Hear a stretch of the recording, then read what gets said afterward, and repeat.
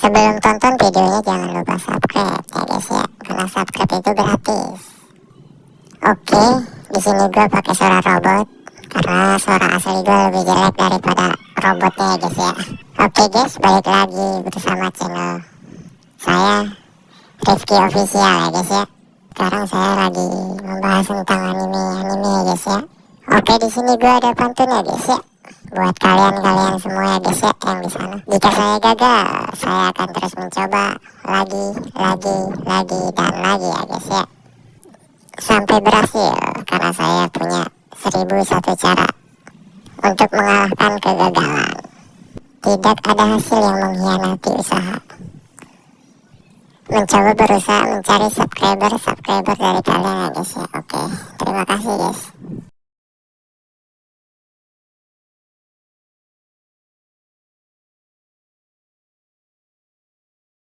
Cerita dimulai dari Hagoromo dan Hamura sedang melayang di udara dengan Susanoo.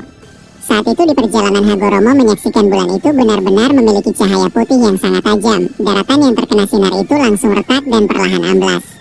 Menyaksikan itu, Hagoromo tidak berdiam diri. Dia mengarahkan satu tangannya ke daratan yang hendak hancur itu. Dan tidak berselang lama, muncul air dari tangannya, dan air itu langsung menggenangi daratan yang hendak hancur akibat cahaya bulan. Dan tidak berselang lama, air tersebut langsung berubah bentuk menjadi dinding yang kokoh untuk memantulkan cahaya bulan agar tidak mengenai daratan. Bahkan Shikamaru yang ada di belakang mereka berdua berkata dalam hatinya, "Aku tidak percaya berada di sini melihat para legenda kembali hidup dan membantu kami. Tapi sangat disayangkan, umat manusia benar-benar hanya kami yang tersisa. Dan lagi cahaya bulan itu mengingatkanku seperti Mugen Tsukuyomi di masa lalu. Tapi kali ini benar-benar berbeda, cahaya itu benar tajam. Jika saja tidak ada Susanoo ini, maka aku sudah mati. Rasanya aku benar-benar tidak pantas ada di dekat mereka berdua." Hagoromo yang bisa mendengar isi hati Shikamaru langsung berkata, "Jangan rendahkan dirimu seperti itu. Kau telah berhasil sampai sejauh ini, semoga saja kita bisa menyusul Boruto." Shikamaru yang mendengar itu membalas, "Merepotkan sekali, sepertinya aku tidak perlu berbicara di dalam hati ya. Rasanya aku tidak punya privasi apabila di dekat kalian berdua." Hagoromo yang mendengar itu tersenyum dan berkata, "Maaf mengatakan ini padamu, seperti yang kau tahu, kami telah bangkit lagi ke dunia ini melalui gulungan rahasia yang aku tinggalkan itu. Tapi aku belum memberitahumu kalau kami hanya punya waktu yang sangat sedikit untuk membantu kalian. Dan lagi, aku bisa merasakan ada cakra yang sangat besar dari pohon Shinju yang besar di ujung sana. Dan aku bisa merasakan cakra Kurama dengan jelas." Hamura yang mendengar itu menjawab, "Kau benar kakak, apalagi aku tidak merasakan ada cakra Otsutsuki. Tapi tunggu dulu, ada sesuatu yang aneh." Setelah berkata demikian, Hamura yang memiliki Byakugan di atas rata-rata langsung melihat cahaya bulan yang sangat terang itu. Tidak ada dari manusia biasa yang bisa menyaksikan bulan dengan mata mereka kecuali Hamura. Saat itu Hamura berkata, "Tunggu dulu, mungkin hanya aku yang bisa melihatnya. Sepertinya ada seseorang yang sedang melayang di udara dan dia sangat-sangat tinggi di atas langit." Hagoromo yang mendengar itu langsung berkata, "Di arah mana? Aku akan langsung mencari tahu siapa orang itu." Hamura yang mendengar itu menjawab, "Tepat di atas jam 12 di atas kepala kita semua. Dia benar-benar sangat tinggi. Aku kira kita perlu waktu untuk bisa menyusulnya." Hagoromo yang mendengar itu langsung menjawab, "Berpeganganlah. Aku akan menghabiskan benih-benih penghancur." Setelah berkata seperti itu, Hagoromo mengeluarkan kedua pedang Susanoo-nya dan tidak berselang lama, muncul cakra merah berukuran besar dari pedang itu dan dia langsung menembakkannya ke atas langit dan mengarah ke bulan itu. Shikamaru yang menyaksikan itu takjub dan tidak berhenti untuk kagum. Dia melihat secara langsung bagaimana para legenda di masa lalu turun tangan untuk membantu mereka. Dan tidak berselang lama, muncul ledakan dahsyat di atas langit dari serangan Hagoromo. Dan yang mengejutkannya lagi, cahaya bulan Mugen Tsukuyomi tiba-tiba meredup akibat serangan Hagoromo. Menyaksikan itu Shikamaru berkata, "Itu benar-benar hebat. Kau bisa menghentikan cahaya itu dengan serangan barusan. Aku rasanya seperti mimpi melihat kalian." Tidak lama berselang setelahnya, Susanoo Hagoromo yang sedang melayang di udara. Tiba-tiba muncul tornado api di depan mereka. Bahkan Susanoo Hagoromo langsung terbakar akibat serangan mendadak barusan. Tapi Hagoromo menyaksikan serangan mendadak barusan dengan wajah santai. Dia menggerakkan tangannya dan mengambil air yang ada di bawah. Dan kemudian langsung merubah air itu menjadi tornado Suiton dan mengadunya dengan tornado api itu. Alhasil ledakan terjadi dan situasi berubah menjadi pemadangan yang berkabut akibat itu. Di sisi lain, Boruto dan yang lainnya menyaksikan juga kalau cahaya Mugen Tsukuyomi mulai meredup dan mereka sedikit kebingungan apa yang sudah terjadi. Tapi tiba-tiba Naruto yang masih dalam kekuatan Sagemode langsung berkata, "Hei, tunggu dulu, ini tidak mungkin. Aku merasakan cakra Shikamaru tidak jauh dari kita. Bukannya kalian mengatakan dia sudah mati?"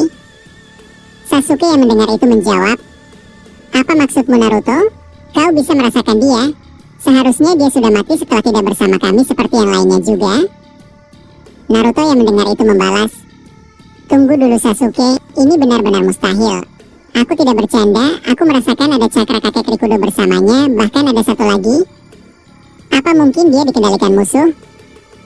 Sasuke yang mendengar itu membalas, "Tidak mungkin, apa benar Shikamaru berhasil hidup dan mereka bangkit dari gulungan yang kami tinggalkan? Aku tidak menyangka." Boruto yang mendengar itu membalas, "Apa yang dikatakan ayah benar paman, aku bisa merasakan sedikit samar-samar dari cakra mereka. Dan lagi, ini alasan kenapa cahaya Mugen Tsukuyomi itu meredup. Tidak ada alasan lain kan yang bisa melakukan itu kecuali dia." Madara yang mendengar itu menjawab, "Ini benar-benar seperti tidak nyangka. Aku masih merasa tidak masuk akal akan melihat sang legenda membantu pertarungan ini. Dan lagi, walaupun cahaya Mugen Tsukuyomi itu mulai meredup, cahayanya masih belum hilang seutuhnya, jadi tetap waspada." Di sisi lain, di suatu langit yang sangat tinggi, bahkan sangat dekat dengan keberadaan bulan, Kawaki yang melayang di udara sudah tidak bisa dirasakan oleh siapapun. Pohon dewa yang masuk ke dalam tubuhnya membuat dia kembali bisa hidup sempurna. Ini seperti mimpi buruk yang tidak ada habisnya. Pohon dewa ciptaan Otsutsuki tertinggi sudah bersemayam di tubuh Kawaki dan mengendalikan seluruh tubuh dan jiwanya. Bahkan Kawaki memiliki Rinne Sharingan.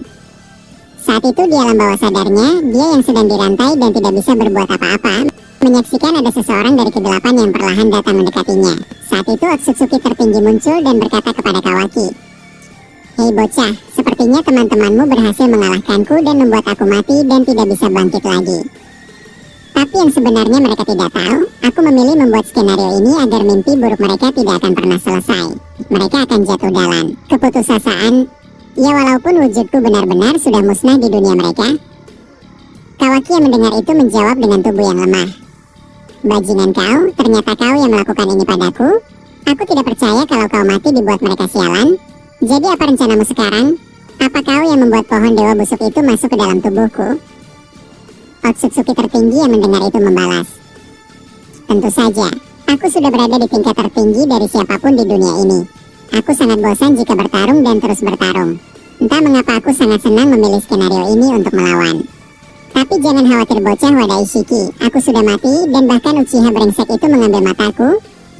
Ya tapi tidak masalah, aku sudah cukup lelah bertarung, sebab itu aku ingin mengganti permainan dengan mode yang lain agar aku tidak bosan. Dan lagi, akhirnya aku bisa memancing dua bocah Kaguya. Aku bisa merasakan cakranya dengan jelas. Bahkan dia bisa menghentikan sinar Mugen Tsukuyomi itu." Kawaki yang mendengar itu langsung ingin melepaskan rantai yang mengikatnya. Menyaksikan itu Otsutsuki berkata, "Baiklah Kawaki, aku akan menyaksikan hal menarik dari dunia luar. Mungkin wujudku akan seperti roh gentayangan, tapi tidak masalah, dari awal wujudku memang seperti itu setelah memakan buah cakra. Pohon dewa yang aku masukkan dalam tubuhmu akan menjadi jiwa dan yang menggerakkan langkahmu. Jadi teruslah menari dan terjebak mimpi buruk panjang yang tak pernah selesai."